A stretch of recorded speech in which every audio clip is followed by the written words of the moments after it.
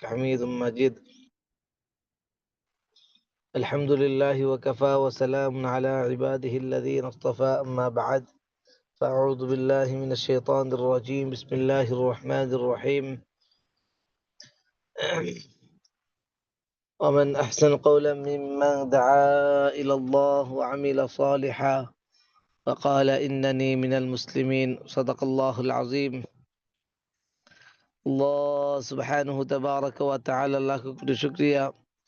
আল্লাহ সুবহানাহু তাবারাকা ওয়া তাআলা আমাদেরকে দাওয়াতের এক ফিকির নিয়ে কিছু সময় বসার তৌফিক দান করেছেন। এই জন্য আমরা সকলেই আল্লাহকে রাজি করার জন্য, আল্লাহকে খুশি করার জন্য মন থেকে তার শুকরিয়া আদায় করি। আলহামদুলিল্লাহ। প্রিয় বোনেরা, আপনারা আমরা সকলেই সৌভাগ্যবান যে আল্লাহ সুবহানাহু তাবারাকা ওয়া তাআলা আমাদেরকে দ্বীনের জন্য, দাওয়াতের জন্য একত্রিত করেছেন। এই জন্য আল্লাহ পাকে শুকরিয়া আদায় করি। আলহামদুলিল্লাহ। আল্লাহ সুবহানাহু তাবারাকা তাআলা কোরআনুল হাকিমের মধ্যে একজন দাঈর কি কি বৈশিষ্ট্য হবে এই বিষয়ে আল্লাহ সুবহানাহু তাবারাকা তাআলা বলেন। হযরত রাসূলুল্লাহ সাল্লাল্লাহু আলাইহি ওয়াসাল্লামকে দাওয়াত দিতে বলছেন। দাওয়াত দেওয়ার আগে কিছু সিফাতের কথা বলছেন। তো কোরআনুল কারীমের মধ্যে আল্লাহ পাক বলেন, আফালা ইয়ানজুরুনা ইলাল ইবিলি কাইফা খুলিকাত ওয়া ইলাস সামাই কাইফা রুফিআত। আফালা ইয়ানজুরুনা ইলাল ইবিলি কাইফা খুলিকাত। তারা কি লক্ষ্য করে না, তারা কি তাকায় না যে উটের দিকে আল্লাহ সুবহানাহু তাবারাকা ওয়া তাআলা উটকে আল্লাহ পাক কিভাবে তৈরি করেছেন। উটের কথা আল্লাহ পাক কেন বললেন? ওই সময় যুদ্ধের জন্য আর বিভিন্ন প্রয়োজন পূরণ করার জন্য আরো অন্যান্য ছিল, আপনার জীবজন্তু ছিল, কিন্তু এরপরে আল্লাহ সুবহানাহু তাআলা উটের কথা বলেছেন। বলে উটের কথা কেন বলেছেন? এই জন্য যে উটের মধ্যে একটা সিফত আছে, যে তার মধ্যে আনুগত্য আছে, এতাআত আছে। ছোট্ট একটা বাচ্চা বিশাল এক উটের লাগাম ধরে যেদিকে যাবে উট তার পিছনে পিছনে তার আনুগত্য করবে। আল্লাহ রাসূলের আনুগত্য পরিপূর্ণ থাকতে হবে। আল্লাহ সুবহানাহু তাআলা বলেন, এই একটা সুবহান ওয়া ইলাস সামাই কাইফা রুফিআত। বলে তোমরা তাকাও না, তারা কি তাকায় না আল্লাহ সুবহানাহু তাআলা আকাশকে কিভাবে উঠিয়ে রেখেছেন? দেখুন, আল্লাহ সুবহানাহু তাআলা বিশাল আকাশকে উঠিয়ে রেখেছেন, সেখানে কোনো পিলার নেই। এমন কখনো শোনা যায়নি যে পৃথিবীর কোন এক প্রান্তে আকাশ ঝুলে গিয়েছে, ঠেকা দিতে হচ্ছে। অথবা এমনও শোনা যায়নি যে আল্লাহ সুবহানাহু তাআলা আকাশ অনেকদিন থেকে পুরনো হয়ে গিয়েছে, তাই কোথাও জং ধরেছে। এমন কোনো দিন শোনা যায় না। বিশাল আকাশকে আল্লাহ পাক উঠিয়ে রেখেছেন। অন্য আয়াতে বলেন যে বিগাইরি আমাদিন তারাউনাহা, যে তোমরা তাকাও, একটু তাকায় দেখো যে আল্লাহ সুবহানাহু তাআলা আকাশকে তৈরি করেছেন বিগাইরি আমাদিন, কোনো ধরনের খুঁটি ছাড়া। আমরা একটা ঘর তৈরি করতে পারি না। আমরা সাধারণ একটি ঘর তৈরি করতে হলে তার চতুর্পাশে খুঁটি দিতে হয়, অনেকগুলি খুঁটি পিলার দিতে হয়। আল্লাহ পাক কি বিশাল আকাশ তৈরি করেছেন কোনো ধরনের পিলার ছাড়া। কে কর্ণওয়ালা জাত। আবার এই আকাশের নিচে ঝুলিয়ে রেখেছেন বিশাল কত টন, কত সূর্য, চাঁদ, তারকা। এই পৃথিবীর থেকে বড় হলো সূর্য, সূর্য থেকে বড় হলো তারকা।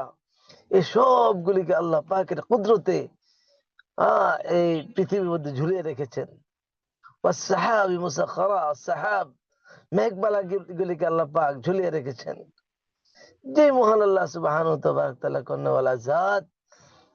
তো আল্লাহ পাক আকাশের দিকে কথা বলছেন কেন? যে মানুষ যেন মাঝে মাঝে আকাশের দিকে তাকিয়ে সেখান থেকে ইবরত হাসিল করে, শিক্ষা অর্জন করে, আল্লাহ পাকের কুদরত, আল্লাহ পাকের মহত্ব, আল্লাহ পাকের বরত্বের কথা সে যেন বুঝতে পারে। আল্লাহ সুবহানাহু ওয়া তাআলা বলেন,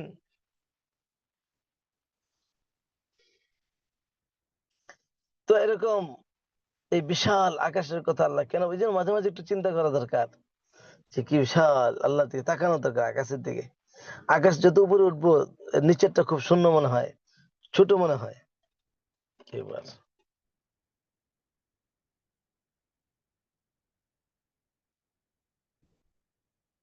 কথা শোনা যাচ্ছে?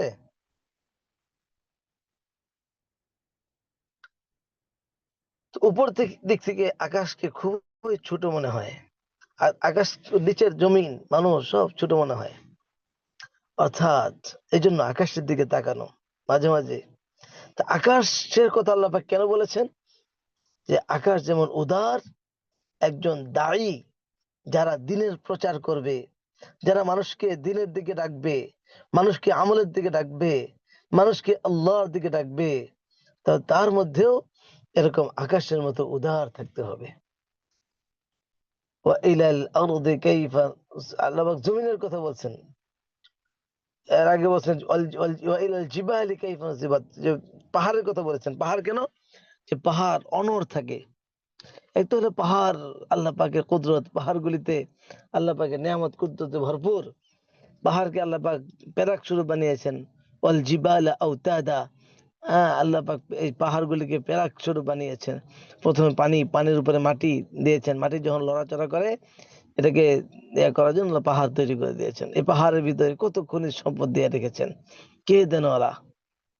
বলে এই পাহাড়ের কথা কেন বললেন? এই জন্য যে পাহাড় যেমন সে সর্ব অবস্থায়,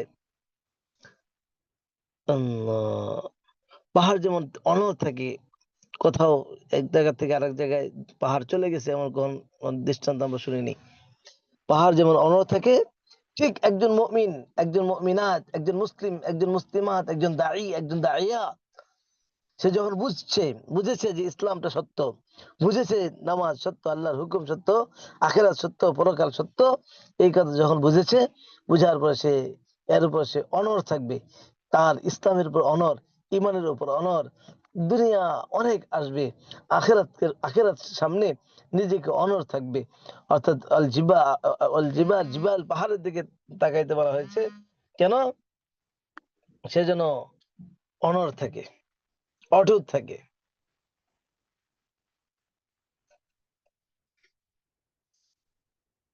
আল্লাহ, আল্লাহ, আল্লাহ, আল্লাহ, আল্লাহ, আল্লাহ, আল্লাহ, আল্লাহ।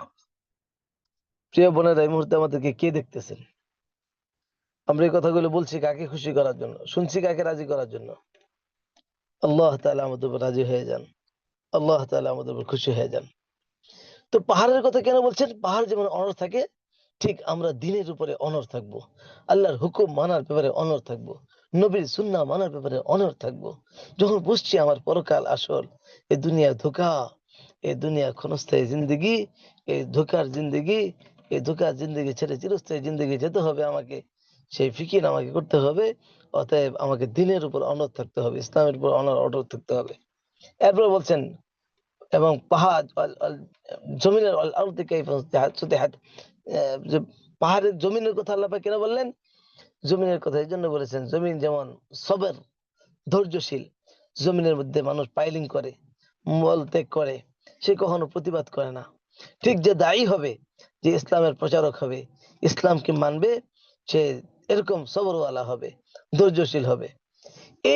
এই গুণগুলির পরে আল্লাহ পাক বলছেন, ফাযাক্কির ইন্নামা আনতা মুযাক্কির লাস্তা আলাইহিম বিমুসাইতির, যে আপনি তাজকির করুন, আপনি মানুষকে সতর্ক করুন, মানুষকে দাওয়াত দিতে থাকেন। প্রিয় বোনেরা, এই জন্য আমরা নিজেরা দিনের উপর অনড় থাকবো, এই সিফতগুলি আমাদের মধ্যে আনবো, আমাদের অন্তরকে প্রশস্ত করব, দিলকে বড় করব। সকল মানুষের আমার জায়গায় স্থান পাবে, সবর ধৈর্য থাকবে। হাজারো মানুষ যখন দিন প্র্যাকটিস করব, হাজারো মানুষ হাজার কথা বলবে। অনেক দিন থেকে পর্দা করি না, হঠাৎ করে পর্দা করা শুরু করলাম, বোরকা পরা শুরু করলাম, অনেকে এসে টিটকারি করবে, বলবে কি ব্যাপার, এতদিন উল্টা পাল্টা করে থেকে তুই হুজুরনি হয়ে গিয়েছিস, আরো কত কথা বলবে। তাই বলে তার কথায় আমি আল্লাহর কথা থেকে দিন থেকে সরে যাব না। আমি যখন বুঝেছি আমার মরতে হবে, মৃত্যুর পরে জিন্দেগি আমার চলতে হবে, বাস আমার এর উপর অটুট থাকতে হবে। আল্লাহু আকবার কাবীরা। এজন্য আমাদেরকে এই দ্বীনের উপর চলার চেষ্টা করতে হবে, দাওয়াত দিতে হবে, আমাদেরকে তাহাজ্জুদ পড়তে হবে। ইয়া আইয়ুহাল মুযাম্মিল কুমিল লাইলা ইল্লা কালিলা নিসফাহু আও ইনকুস মিনহু কালিলা আও জিদ আলাইহি ওয়া রাত্তিলিল কুরআনা তারতিলা। যে নামাজে তাহাজ্জুদের কথা আল্লাহ পাক বলেছেন, আপনি উঠুন, তাহাজ্জুদ পড়ুন, তারতিলের সাথে পড়ুন। নিসফাহু আও ইনকুস মিনহু কালিলা, অল্প পড়ুন অথবা বেশি পড়ুন। এরপরে আপনি দিনের বেলায় দাওয়াতি কাজ করবেন, রাতের বেলা আল্লাহ পাকের কাছে হাত উঠাবেন। এর জন্য খুব কান্নাকাটি করব, আল্লাহর কাছে খুব দোয়া করব, আমল করব। এই দুনিয়াতে দেখতে দেখতে চলে যাবে আমার বোনেরা। এই দুনিয়া ক্ষণস্থায়ী দুনিয়া, এই দুনিয়া কেউ কারো না। এই দুনিয়া ধোঁকা। আল্লাহ পাক বলেন ওমাল হায়াতুদ দুনিয়া ইল্লা মাতাউল গুরুর। আমরা একটা আয়াত জানি, কুল্লু নাফসিন যায়িকাতুল মাউত। এটা একটা আয়াতের অংশ, এটা পুরো আয়াত নয়। আয়াতটা হলো প্রত্যেকটা ব্যক্তিকে মৃত্যুর স্বাদ গ্রহণ করতে হবে। ওয়া ইন্নামা তুওয়াফাউনা উজুরাকুম ইয়াওমাল কিয়ামাহ। কিয়ামতের দিন তোমাদেরকে প্রতিদান দেওয়া হবে। ফামান যুহজিহা আনিন নার ওয়া উদখিলাল জান্নাহ। দুনিয়াতে যদি ভালো কাজ করে থাকি, ভালো কাজের প্রতিদান ভালোটা দেওয়া হবে, মন্দ কাজের প্রতিদান মন্দভাবে দেওয়া হবে। ফামান যুহজিহা আনিন নার ওয়া উদখিলাল জান্নাহ ফাকাদ ফাযা। আল্লাহ বলেন যাকে জাহান্নাম থেকে বাঁচিয়ে জান্নাতে প্রবেশ করানো হলো, সেই সফল কাম, সেই সফল কাম। অমাল হায়াতুদ দুনিয়া ইল্লা মাতাউল গুরুর। এই দুনিয়া জিন্দেগি মাত্র ধোঁকা, ধোঁকা, ধোঁকার জায়গা। প্রিয় বোনেরা, একটু চিন্তা করি, একটু চোখটা বন্ধ করি, একটু সবাই চোখটা বন্ধ করে একটু খেয়াল করি যে আজ থেকে আমার কয়েকদিন আগে আমার কত আমার আত্মীয় স্বজন ছিল, যাদের পরিচিত ছিল, তারা কেউ নেই, তাদের কথা কেউ মনে করে না। আমি আপনি চলে যাবো, আমার আপনার কথা কেউ মনে করবে না। আমি আপনি মরে গেলে আমার আপনার কথা কেউ মনে করবে না। সবাই নিজের স্বার্থের জন্য থাকে, আমার জন্য কেউ না। এই জন্য আমি মাত্র আহ, আমাদের বয়স, গড় আয়ু হলো, বাংলাদেশের মানুষের গড় আয়ু হলো 60 বছর। তা আমাদের এত মেহনত কত বছরের জন্য? যার বয়স 40 বছর, 60 থেকে 40 বাদ দিলে মাত্র 20। যার বয়স 50 বছর, 60 থেকে 50 বাদ দিলে 10। এই 10, 15, 20, 25 বছরের জন্য আমি যদি আল্লাহর হুকুম বাদ দিয়ে এত মেহনত করি, অনন্তকাল যে জায়গায় থাকবো তার জন্য আমি কি মেহনত করলাম? অনন্তকাল যে জায়গায় থাকবো তার জন্য আমি কি ফিকির করলাম? চিরকাল যে জায়গায় থাকবো তার জন্য কি ফিকির করলাম? প্রিয় বোনেরা, সবাই একটু কয়েক মিনিট আমরা একটু মহতের কথা একটু ভাবি, চিন্তা করি। সবাই মনে করি তো 2 মিনিট সবাই যে যেখানে আছি একটু চোখটা বন্ধ করে একটু এই কথা কল্পনা করি যে আমি মৃত্যুবরণ করেছি। মানে একজন মানুষ মারা গেলে তার যে অবস্থাটা হয়, একজন মানুষ মারা গেলে মনে করি যে আমার দাদি দাদি অনেক আত্মীয় স্বজন মারা গিয়েছে, তার সাথে যে ঘটনাগুলি ঘটেছে মৃত্যুর পরে, ঠিক আমার সাথে এমনই ঘটবে। এই যে যে যেখানে আছি একটু 2 মিনিট চোখ বন্ধ করে আমার সাথে সাথে একটু খেয়াল করি। মনে করুন আমি মারা গিয়েছি, আমার নাম মাইকে ঘোষণা হচ্ছে অমুকের মা মারা গিয়েছে, জুবাইর আহমদ ইন্তেকাল করেছে। সবাই আত্মীয় স্বজন কান্নাকাটি করছে, প্রতিবেশী কান্নাকাটি করছে, ছেলেমেয়েরা কান্নাকাটি করছে। কেউ আমার জন্য, সবাই নিজেরটা নিজে ভাবতে থাকে কিছু সময়ের জন্য। কেউ আমার কাপড় কেনার জন্য বাজারে চলে গিয়েছে, কেউ বা আবার আমাকে গোসল করার জন্য কাপড়, গরম পানি বসিয়েছে, কেউ বা আবার আমার কবর খনন করছে। সবাই নিজেরটা চিন্তা করতে থাকি। এবার আমাকে যখন গোসল করানো হচ্ছে, গোসল করানোর পরে সাদা কাপড় পরিয়ে দিল। সাদা কাপড় পরিয়ে এবার আমার বাড়ি থেকে জীবনের জন্য বিদায় দিচ্ছে। বাড়ির দরজার গেটে আমাদের মা বোনরা, আমার ছোট বাচ্চারা, আত্মীয় স্বজন চির বিদায় আমাকে দিচ্ছে, হাও মাও করে কান্নাকাটি করছে। এবার আমার লাশ, আমি এখন আমি নাই, এখন আমার আমার জিসিম, যাকে এতদিন এত সুন্দর করে আদর করেছি, এত সুন্দর করে আমি মেকআপ করেছি, মানুষকে দেখানোর জন্য এত সুন্দর কিছু আমার, আমি রূপচর্চা করেছি, আজকে সব শেষ। সব শেষ হয়ে এবার আমি লাশ হয়ে গিয়েছি। এবার আমাকে আমাকে এবার কাপড় পরিয়ে বাড়ির থেকে বের করে মসজিদের সামনে আমাকে রাখা হলো। ইমাম সাহেব জানাজা পড়িয়ে এবার কিছু মানুষ আমাকে কবরস্থানে নিয়ে গেল। এবার কবরস্থ করার পরে এবার আস্তে আস্তে সবাই আমার কবর দিয়ে সবাই চলে আসছে। এই অন্ধকার কবরে আমি শুধু একা, আর কেউ নাই। ওই সময় আমার আল্লাহ থাকবেন, ওই সময় আমার আল্লাহ থাকবেন। আমার আল্লাহকে যদি, তখন আমার আল্লাহ আমার সাথে কি আচরণ করবেন? এখন আমার আল্লাহ আমার সাথে আছেন। আমি যদি এখন গুনাহ করি, ওই সময় আমার আল্লাহর পক্ষ থেকে আযাব আসবে, পার্টি আমার জন্য কষ্টের কারণ হয়ে যাবে। চিৎকার করলেও লাভ হবে না, তখন হাজার কান্নাকাটি করলেও লাভ হবে না। প্রিয় বোনেরা, যদি কাঁদতে হয় ওই সময় না কান্দে এখনই কান্দি আমরা। যদি চোখের পানি ফেলাইতেই হয় এই কবরে না ফেলে, অনন্তকাল না ফেলে এখনই ফেলাই। যদি কষ্ট করতে হয় এই অল্প কয়েকটা দিন, 10, 15, 20 বছর, 30 বছর কষ্ট করি, কিন্তু অনন্তকাল যেন সুখে থাকতে পারি। এই জন্য খেয়াল করে কখনো কখনো চিন্তা করবো, আমার আল্লাহ আমাকে দেখছেন, আমার আল্লাহ আমার সামনে আছেন। একটু মৃত্যুর ফিকির করবো, মত অন্ধকার কবরে কেউ থাকবে না, একা একা একটা ঘরে একাই থাকতে পারি না, ভয় লাগে। অন্ধকার পুরা 10 তলা বিল্ডিং যদি আমি একা, আমাকে ডাকা হয় ভয় লাগে। গ্রামের বাড়িতে রাত্রের বেলায় জঙ্গলের পাশ দিয়ে যেতে ভয় লাগে, কিন্তু সেই জঙ্গলের মধ্যেই তো আমাকে থাকতে হবে। আমি তার জন্য কি প্রস্তুতি নিয়েছি? দুনিয়াতে থাকার জন্য আমি কত ভোগ বিলাস করছি। আমি ঘরের মধ্যে কত সুন্দর এসি লাগিয়েছি, সেই অন্ধকার কবর তার এসি থাকবে না, সেখানে তো আর খাট থাকবে না, পালং থাকবে না, তোষক থাকবে না, রকমারির ড্রেসিং টেবিল কোনো কিছু থাকবে না। দুনিয়ার সাজসজ্জার জন্য যদি আমার এত কিছু লাগে, আমার আখিরাতের জন্য কি করলাম?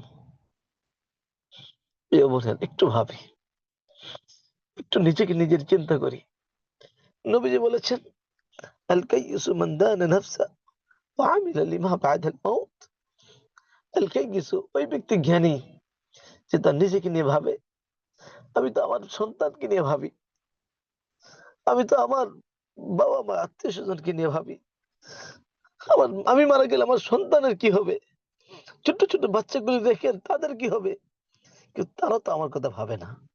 আমি যেমন আমার বাবার কথা ভাবি নাই, আমার মার কথা আমি ভাবি না, তারাও আমার কথা ভাববে না। প্রিয় বোনেরা, এজন্য একটু চিন্তা করি, একটু ভাবি। এজন্য আল কাইয়িস মান দানা নাফসা, জ্ঞানী ব্যক্তি সে যে নিজেকে চিন্তা করে, ওয়া আমিলা লিমা বা'দাল মাউত, মৃত্যুর পরের জন্য সে আমল করে, কাজ করে। ওয়াল আজিজু মান তাবা'a নাফসাহু হাওয়াহা ওয়া তামান্না আলা আল্লাহ। আর অজ্ঞ, মূর্খ, বোকা হলো ওই ব্যক্তি যে নিজের মনের মতো চলে। মন বলে বেপরদায় চলতে, নফস বলে বেপরদায় চলতে, শয়তান বলে বেপরদায় চলতে, আল্লাহ বলে পর্দায় চলতে। আল্লাহর কথাকে অবজ্ঞা করে শয়তানের কথা মানলাম, মনের কথা মানলাম, নফসের কথা মানলাম। আল্লাহ বলেন নামাজ পড়তে, শয়তান বলে ঘুমা, নফস বলে ঘুমা, আর একটু পরে উঠবি। আমি উঠতে পারি না, আমার ফজর মিস হয়ে যায়, তাহাজ্জুদ তো খবরই নাই, তাহাজ্জুদ তো খবরই নাই। এর সাথে আল্লাহ পাকের পক্ষ থেকে ফেরেশতা ডাকতে থেকে, ওঠো, কে আছে প্রয়োজন পূরণ করেনা, হাজত প্রয়োজন দূর করবে, আমার কাছে হাজত তার চাওয়া পূর্ণ করবো। এই সময় আমি ঘুমাই, উঠতে পারি না, নফসের অনুসরণ করি, মানে ইত্তাবা নাফসাহু ওয়া হাওয়াহা। আমি তো বোকা, আমি তো বোকা। জাযাকুমুল্লাহ। আমি সফরে আছি, গাড়িতে আছি, দোয়া চাই অনেক। আপনাদের সময় নষ্ট করে ফেললাম। আল্লাহ পাক আমাদেরকে কথাগুলো আমল করার তৌফিক দান করুন। আসসালামু আলাইকুম ওয়া রাহমাতুল্লাহ।